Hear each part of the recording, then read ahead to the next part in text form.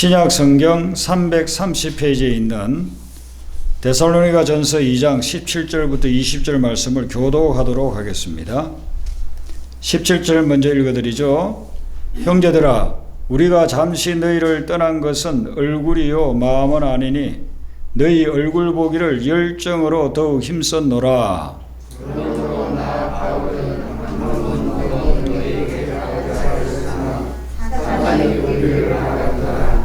우리의 소망이나 기쁨이나 자랑의 면류관이 무엇이냐? 그가 강림하실 때 우리 주 예수 앞에 너희가 아니냐? 아멘. 데살로니가 전후서는 사도 바울이 데살로니가 교회에 보낸 편지라고 했습니다. 오늘 17절에 형제들아 하는데 이 형제들은 데살로니가 교인들을 이야기합니다. 여러분들 성경에 보면 형제들아 하는 표현들이 나오고 자매들아 하는 표현은 잘 안 나오죠. 근데 이 형제들아에 형제와 자매가 다 포함되어 있고 성도들을 이야기하는 겁니다. 17절 앞부분에 보면 형제들아 우리가 잠시 너희를 떠난 것은 이렇게 했는데 사도 바울과 동역자들이 데살로니가 교회를 떠난 적이 있다 하는 것이죠. 그런데 이 짧은 말 속에는 많은 사연이 들어 있습니다.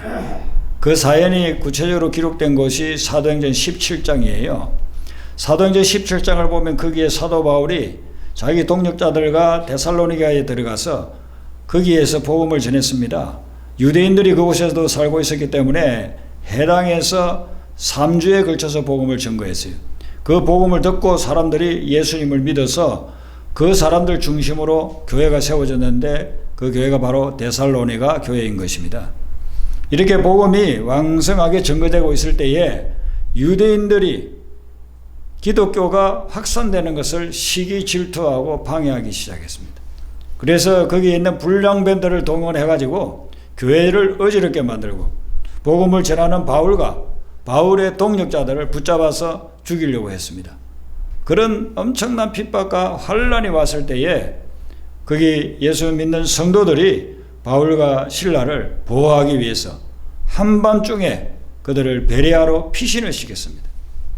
지금 교회가 시작되어져서 영적으로 보면 어린아이와 같이 성장해 나가는 데살로니가 교회 성도들을 볼 때 사도 바울은 그들을 계속해서 돌봐주고 싶고 영적으로 그들을 인도해주고 싶은데 그런데 핍박 때문에 어쩔 수 없이 피신해 있으니까 그들을 너무 만나보고 싶고 그들에 대한 애착이 너무나 심화되어져서 인간적으로도 그 갈급함이 끝이 없었습니다. 이런 상황 속에서 지금 이 편지를 쓰고 있는 것입니다.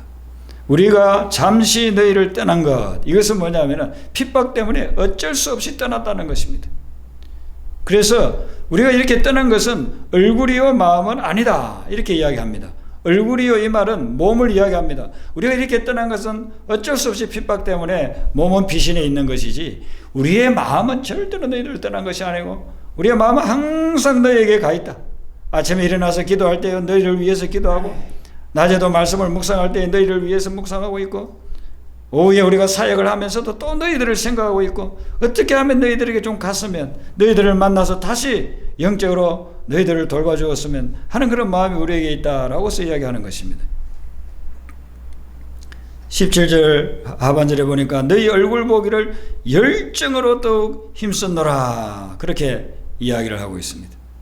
코로나 바이러스로 인해 가지고 국경이 봉쇄되면서 어떤 가족은 2년 정도 만나지를 못했어요. 그래서 공항에서 만나는 그런 모습들을 여러분들이 보지 않았습니까? 그거 보면은 그 공항에서 만나는 게 이상가족 상봉 같아요. 이상가족 상봉. 시편 133편에서는 형제가 연합하여 동거함이 어찌 그리 선하고 아름다운가. 우리 믿음의 형제 자매들이 같이 하나님 모시고 신앙생활하는 것이 너무너무 아름답다는 것이죠. 이런 성도들 간의 교제가 이렇게 되어져야 되는데 사도 바울은 이 핍박을 당해서 그런 교제를 나누지를 못하니까 너무 갈급해하고 있는 그런 모습이 오늘 이 말씀 속에 들어있습니다. 18절에 사도 바울이 이야기하기를 나 바울은 한 번 두 번 너희에게 가고자 했으나 사탄이 우리를 막았도다 그랬습니다. 성도 간의 아름다운 교제를 사탄이 방해한다는 것입니다. 우리가 믿음의 생활을 교회를 통해서 하고 있습니다. 교회 오면 성도들을 보면 너무나도 반갑고 서로 위로하고 격려가 되고 힘들고 어려울 때 힘이 되는 그런 아름다운 교제를 이루고 우리가 신앙생활을 하는데 사탄이 그것을 방해한다는 것입니다. 하나님께서 아담과 하와를 만들어서 에덴 동산에서 살게 했을 때 사탄이 그것을 방해했듯이 오늘날도 교회에서 성도들이 아름다운 영적 교제를 나누면서 신앙생활을 할 때에 사탄이 그것을 방해한다는 것입니다. 어떤 때는요, 거짓말로 헛소문을 퍼뜨려서 근거 없는 루머를 퍼뜨려서 그렇게 방해할 때가 있습니다. 그러므로 우리는 들려오는 것, 이 헛소문을 조심해야 되는 것입니다. 그리고 사단이 사람을 조종합니다.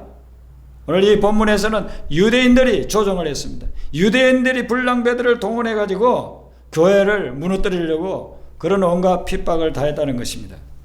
그래서 우리는 하나님의 말씀으로 말미암아서 살아가는 사람들이 아닌 그런 세속적이고 잘못된 사람들의 그런 은행을 조심해야 돼. 경계해야 되는 것입니다. 거기에 넘어가면 안 되는 것입니다. 여러분, 사도 바울에게 있어서 데살로니가 교인들은 어떤 사람들이었을까요? 사도 바울은 데살로니가 교인들을 어떻게 생각했을까요? 19절 말씀 우리 한번 같이 읽어보겠습니다. 19절 같이 읽습니다. 시작.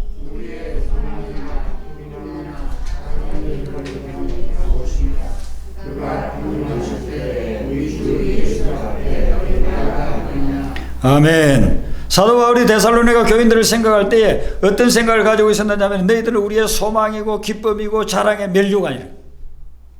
데살로니가 교인은 사도 바울에게 소망이었다는 거예요. 데살로니가 교인은 사도 바울에게 기쁨이었다는 거예요. 자랑의 면류관이었다는 것입니다. 이 구절을 묵상하면서 저는 어떻게 생각했느냐면 이것은 부모가 자녀를 생각하는 것하고 마찬가지다 이렇게 보는 거예요. 부모는 자녀를 늘 생각할 때마다 자녀가 소망이, 자녀가 기쁨, 자녀 때문에 기뻐하고 자녀가 잘못되면 또 슬퍼하기도 하고 우리의 소망이고 우리의 기쁨이고 우리의 자랑의 면류관이다. 부모들이 모이면은 최고의 자랑이 뭡니까? 자기 자식 자랑이에요. 아, 우리 아들이 우리 딸이 공부를 잘한다. 우리 아들 딸이 뭐 취직을 했다. 우리 아들 딸이 뭐 성공을 했다. 뭐 이런 것들 자랑하고 싶지 않습니까? 그 부모는 자기보다도 자녀에 대해서 그냥 자랑하고 싶은 거예요. 사도 바울은 독신으로서 살면서 복음을 전했잖아요. 그러니까 육신의 자녀는 없어요. 육신의 자녀는 없지만 영적으로 복음을 전해서 그리고 그들이 영적으로 다시 태어나가지고 하나님의 자녀된 그 사람들을 생각하면은요, 그 사람들이 자기의 소망이고 자기의 기쁨이고 자기의 자랑의 면류관이 된다고 그렇게 이야기를 하고 있는 것입니다. 여러분들이 신앙생활을 하면서 한 영혼이 천하보다 귀하다는 말을 많이 들었을 겁니다. 설교할 때도 목사님들이 한 영혼이 천하보다 귀합니다. 한 사람이 천하보다 귀합니다. 대표 기도를 하시는 분들이 기도할 때도 한 영혼이 천하보다 귀하다. 전도할 때도 한 영혼이 천하보다 귀하다. 이런 말을 많이 듣고 있습니다. 그래서 제가 예수님을 믿고 나서 그런 말을 하도 많이 들어가지고 한 영혼이 천하보다 귀하다는 이 말씀을 가지고 한번 설교를 하려고 성경을 찾아봤습니다. 성경을 찾아보니까 이 말씀이 성경에 없어요. 교회에서 그렇게 많이 사용하는데 실제로는 성경에 이 말이 없어요. 그럼 왜 목사님도 장로님도 또 성도님들도 이 말을 그렇게 많이 사용할까? 그래서 이와 관련된 성경 구절을 제가 한번 찾아봤습니다. 그래서 이제 마태복음부터 쭉 읽어 나가니까 한 군데 찾아보겠습니다. 마태복음 16장 26절. 왜 찾느냐 하면 여러분 한번 찾아봐야 잊어버리지를 않아요. 마태복음 16장 26절. 이 같은 말씀이 마가복음 8장 36절 37절에도 나오는데요. 두 군데 나옵니다. 신약에. 자, 마태복음 16장 26절 같이 읽습니다. 시작.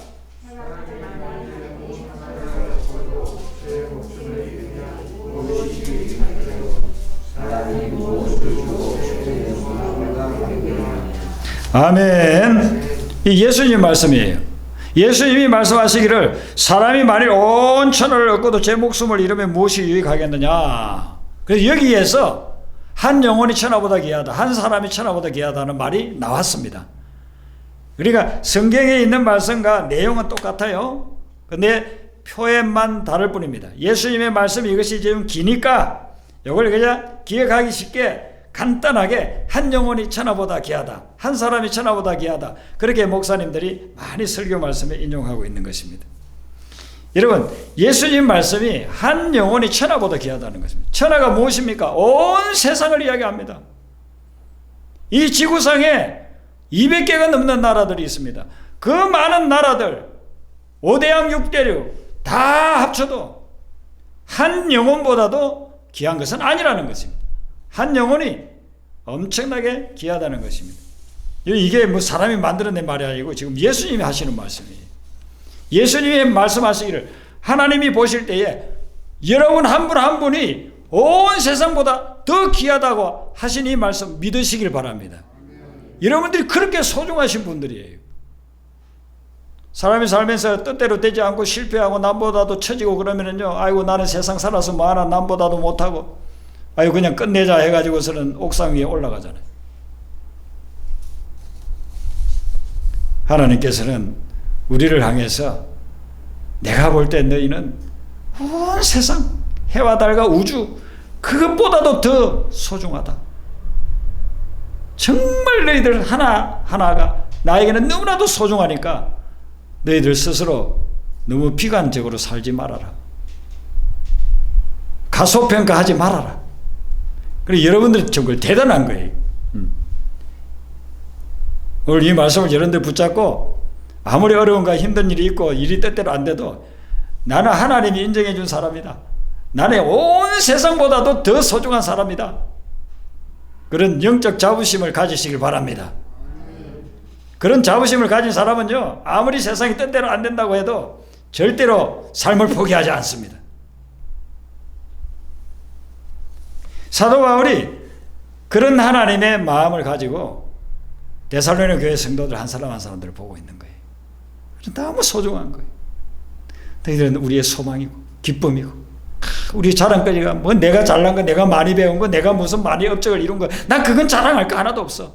내가 자랑거리가 있다고 한다면 너희들이야. 너희들 복음으로 변화되고 하나님의 자녀되고 주님의 뜻 가운데서 살아가려고 하는 너희들이 나의 자랑이다. 자랑이다. 그걸 이야기하고 있는 것입니다.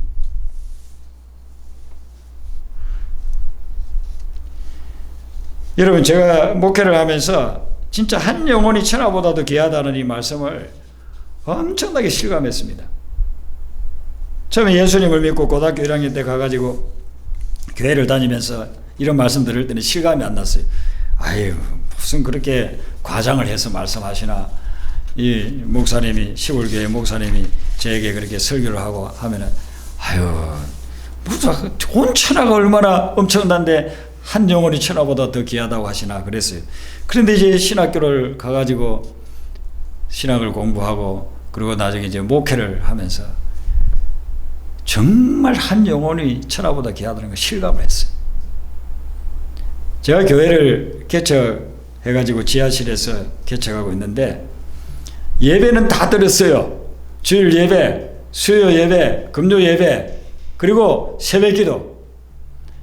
근데 주일날은 저희 집사람하고 애들 셋 앉혀놓고 제가 설교했어요.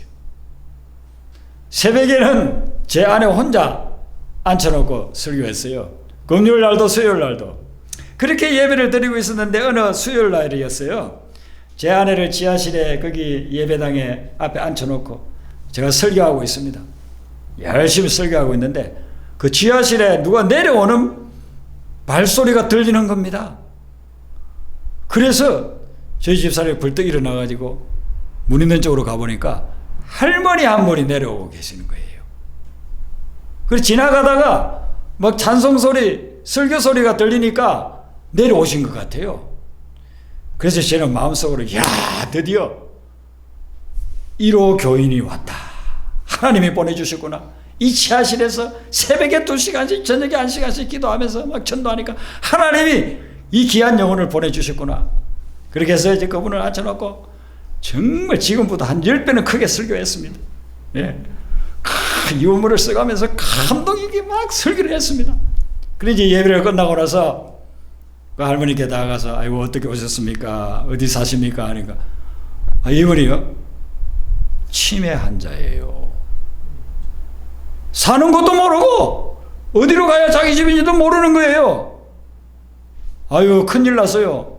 이분을 이제 집을 찾아드려야 되는데 어떡하나 하고서 위에서 기도해드리고 그리고서는 집을 찾으러 가자고 밖으로 나왔습니다. 밖으로 나와가지고 이렇게 한 몇 분을 걸어 다니고 있는데 어떤 젊은 여자분이 막 달려와요. 와가지고서는 어머니 하면서 불러요. 며느리요 며느리.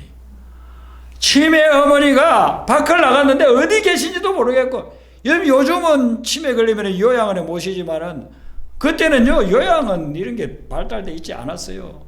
그래서 그냥 댁에서 다들 모시고 있었는데 이거 잠깐 한눈 파는 사이에 어머니가 나갔는데 어디 가셨는지 아무리 동네 찾아와도 안 계시니까 이 며느리가 그냥 땀을 뻘뻘 흘리면서 여기저기 쫓아다니고 계신 거예요. 그 예배 드리는 시간까지 했으니까 거의 뭐 한두 시간 이상을 그렇게 쫓아다닌 것 같아요. 어머니를 보자마자 반가워하면서 우리에게 고맙다고 하면서 그리고 어머니를 모시고 갔어요. 그 이후로 다시는 한 번도 오지 않았어요. 그런데 그날 수요일 밤 예배 때 그분이 찾아왔을 때 한 영혼이 얼마나 소중한지 얼마나 반갑고 기쁘고 즐겁던지 계속 그분이 교회에 왔으면 좋았지만은 개척교회에 쾌쾌하게 냄새나는 그 지하실에 찾아온 그분이 하나님이 잠깐 보내준 천사 같은 분이에요. 얼마나 소중한 영혼인지 모릅니다. 제가 신학교를 다닐 때에 이제 군대를 가기 위해서 첫 학기를 마치고 이제 3학년을 다니다가 첫 학기를 이제 마치고 방학 때 내려갔어요. 내려갔더니만은 저희 고향교회 목사님이 문 선생 이리 와봐 그래요. 왜 그랬습니까? 했더니만 저기 시골 교회에 전도사님이 계시다가 다른 데로 이제 가시고 교회가 지금 비어 있어요. 그러니까 이제 문 선생이 신학 공부도 하고 했으니까 거기 가서 좀 예배를 인도해 주시오. 그래서 이제 차 타고 한 30분 가는 거리에 있는 그 시골 교회로 갔습니다. 가가지고 예배 때마다 주일날 예배, 수요일 예배, 그리고 이제 신방도 다니고 목회 실습을 하는 겁니다.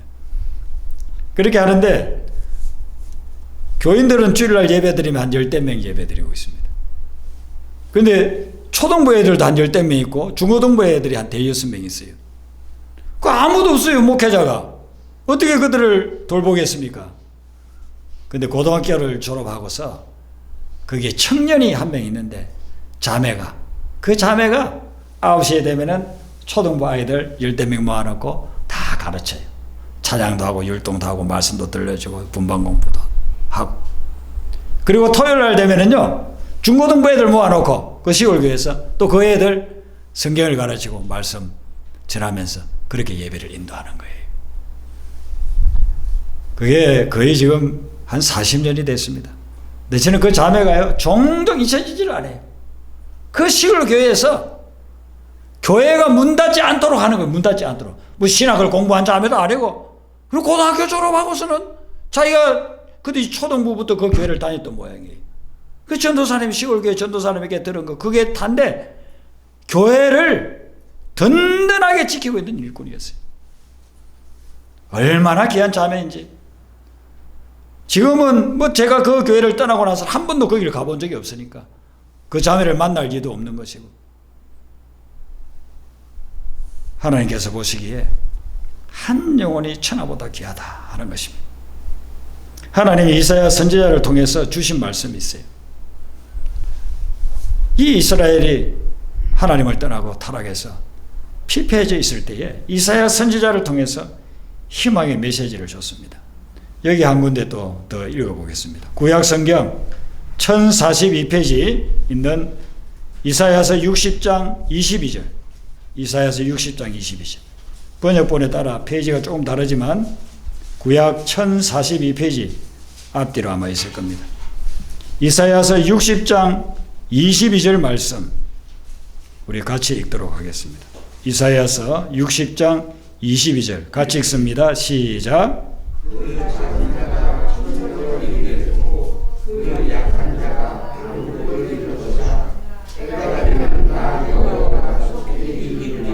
아멘. 그 작은 자가 천명을 이루겠다. 뭐 대단한 위인이 아니에요. 작은 자가, 사람들이, 여기서 작은 자는 사람들이 별 관심을 가지지 않는 그런 소자, 옛날 개역 성경에는 소자가, 작은 자가 천명을 이루겠다는 거예요. 그 다음에는 또 그 약한 자가 강국을 약한 자가 어떻게 강국을 이루어요? 그런데 하나님은 너희들이 작은 자라고 생각하느냐, 약한 자라고 생각하느냐, 그 약한 자가 강국을 이룰 것이다. 오아시스 교회가 작은 교회고 약한 교회지만은 앞으로 1000명 이상 모이는 교회가 될 것이고 강한 교회가 될 줄로 믿습니다. 여러분, 믿음 가지는데 돈이 듭니까? 뭐 믿음. 그런 믿음을 가지셔야 됩니다. 작은 자가 1000명을 이룬다. 자, 성경을 한번 보세요. 성경을 여러분들 쭉 보시면 작은 자가 1000명을 이룬 그런 경우가 나옵니까? 안 나옵니까? 나오죠. 다윗을 생각해 보세요. 다윗은 이새에 8명 아들이 있었는데 그 8명 아들 중에서 막내에서 막내. 제일 별 볼 일 없는 그런 아들이었어요. 그래서 그냥 바깥에 나가가지고 들판에서 양 몇 마리만 치고 있는 어린 목동이었어요. 하나님이 그를 딱 붙잡아 주니까 어떻게 됩니까? 그 작은 자 다윗이 1000명 정도가 아니에요. 1000만 명의 백성을 거느린 왕이 되잖아요. 놀랍죠? 하나님께서는 그래서 한 영혼을 절대로 소홀히 보지 말아라.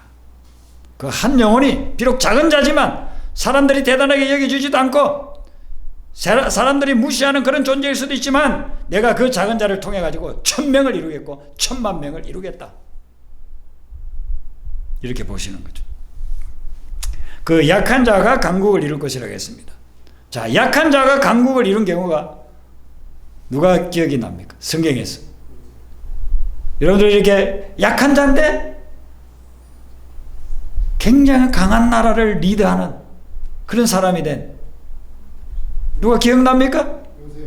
요셉 얼마나 약하답니까? 노예로 팔려간 사람이 당시에 제국이었던 애굽의 제2인자, 실제로는 제1인자예요. 나라의 모든 것들을 다 통치하고 있었으니까. 그냥 왕은 그냥 명함만 내미는 거예요. 명함만. 나는 왕이다. 그리고 모든 정치, 모든 통치는 다 요셉에게 다 맡겼어요. 약한 자, 노예로 팔려간 그 약한 자가 12명 중에 11번째 아들, 야곱의 11번째 아들, 버림받은 아들, 팔려가는 아들, 이 아들이 강국을 이루잖아요. 에스더를 보세요. 에스더는 어떤 사람이냐 하면 고아입니다. 고아. 부모님이 일찍이 돌아가셨어요. 그리고 포로의 자녀예요. 포로로 끌려갔어요. 고아의 포로가 됐다고 생각해 보세요. 그보다 더 약한 자가 누가 있겠습니까? 근데 하나님께서 이 에스더를 들어서시니까 페르시아 제국의 아소에로 왕의 왕비가 되게끔 만들어주지 않습니까?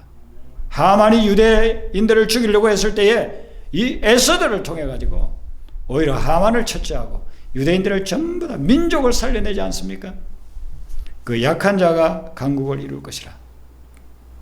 한 영혼이 천하보다 귀하다. 한 영혼이 많은 영혼들을 구원할 것이고 한 영혼이 세상을 변화시킬 것이다. 그러니 너희들은 한 영혼을 소홀히 보지 말아라. 한 영혼이 천하보다 귀하다고 우리 주님이 말씀해 주시는 것입니다. 제 친구 목사님 중에 시골 출신 목사님이 있습니다. 시골에서 중학교까지 다니고 그래서 공부를 잘해가지고 거기서 한 2시간 타고 가면 있는 도시로 유학을 갔습니다. 뭐 그 도시도 역시 시골에 있는 도시지만은 전주라는 곳 여러분들 잘 알잖아요. 그 전주로 갔어요. 갔는데 학교가 미션스쿨이라. 전주에 미션스쿨들이 있잖아요. 미션스쿨이라. 근데 자기는 뭐 주변에 교회 다니는 사람 아무도 없고 그 시골에서도 교회 다니는 사람 아무도 없고 자기도 교회 다니지도 않고 교회에 대해서 별로 뭐 자기가 좋은 인상도 없고 그렇기 때문에 교회 안 나가요. 그런데 친구 하나가 고등학교를 갔더니만 친한 친구 하나가 교회를 열심히 다니는 친구야. 그리고서는 그냥 좋은 거 있으면 갖다 준대, 자기한테. 갖다 주면서 어떻게든 교회 한번 가자고. 예, 맛있는 것도 싸주고, 그리고 선물도 해주고, 그렇게 하면서, 야, 내 소원이 네 교회 한번 가니까 교회 한번 가자. 하도 가자고 하니까 한번 갔대요. 갔더니만은, 그 다음에 이제, 야, 내가 한 번 왔으니까 된 거야. 이제 나한테 교회 가자고 하지 마라. 그렇게 했는데 이 친구가요, 그 다음에 뭐라고 하느냐면은, 야, 나는 성격이 내성적이어가지고 전도를 못해. 그런데 다음 주가 우리 교회 총동원 전도주일이거든. 그러니까 한 번만 더, 너는 사람들이 이렇게 잘 사귀잖아. 그러니까 좀 친구들 데리고 한 번만 더 와줘. 그러더라는 거예요. 아이고, 우리 친구가 하도 그러니까, 이게, 이 내팽개 치지를 못하고서는, 그래서 그러면 일본에만 딱 한 번만 더 하는 거야? 그렇게 해서 한 번만 더, 자기 아는 친구들 다 데리고 갔대요. 갔더니만은 전도사님하고 목사님이, 야, 어떻게 교회 한 번밖에 안 온 이 친구가 이렇게 친구들을 많이 데리고 왔냐 해가지고 칭찬을 해주니까 너무 좋은 거예요. 그래서 그날 전도부장으로 세워버렸어. 교회 두 번째 갔는데 전도부장으로 세운 거예요. 목사님, 전도사님, 성도님, 교사들이 자기를 그렇게 칭찬하는 거 너무 좋아가지고 그때부터 전도를 하기 시작하는데 수십 명을 전도를 하기 시작한 거예요. 그렇게 교회를 가다가 은혜를 받은 거예요. 야, 내가 목사가 돼야 되겠다. 그래서 그때부터 가족들도 전도하기 시작해가지고 그 친구가 신학교 와가지고 저하고 같은 학과에서 4년 동안 같이 공부를 했습니다. 기숙사에 들어갔는데 바로 옆방에 있어가지고 둘이 얼마나 친하게 지냈는지 몰라요. 가족들을 전도해가지고 어머니는 나중에 권사님까지 되고, 형님을 전도해 형님도 신학해가지고 지금 목회를 하고, 동생도 전도를 해가지고 신학해가지고 지금 동생도 목회를 하고 있어요. 우리 한국교회의 유명한 목사님입니다. 지금은. 그 친구가 저에게 종종 전화가 와요. 제가 또 어려울 때 도와주려고도 하고 그렇게 하는 친구입니다. 제가 이 친구 간증을 들으면서 참 하나님 대단하시다. 그 시골에서 진안이라고, 진안 그 시골에서요, 그냥 전주로 유학 와서 그때 친구 하나가 자기를 보고 계속 교회 한 번만 나가달라 그렇게 전도해 준 것이 인생을 변화시켰어요. 가문이 전체가 복음화 되고 한국에 수많은 영혼들을 주님 앞에 부른다고. 미국에 유학 가서는 거기 한인 교회를 또 개척해가지고 그 교회를 또 부흥시키고 놀라운 그런 역사가 일어났습니다. 그리고 사도 바울은 데살로니가 교회 한 분 한 분을 볼 때에 정말 천하보다도 귀한 분으로 봤습니다. 우리도 우리가 만나는 심령들, 우리가 대하는 성도님 한 분 한 분을 볼 때에 천하보다도 귀한 분으로 보시기를 바랍니다. 그분에게 하나님께서 계획하시는 바가 있단 말이죠. 그 한 영혼을 통해서 수많은 심령들이 변화될 수 있고 그 한 영혼을 통해서 세상을 변화시킬 수가 있는 것입니다. 하나님의 도우시는 역사가 일어나게 될 때 그 한 영혼은 위대한 일을 할 수가 있는 것입니다. 여러분들이 주변에서 만나는 심령들을 사도 바울처럼 생각하시고 한 분 한 분을 소중하게 보시고 그분을 통해서 하나님께서 하실 위대한 놀라운 일들을 보고 비전을 가지고 한 분 한 분을 사랑으로 대하게 되시기를 주님의 이름으로 축원합니다.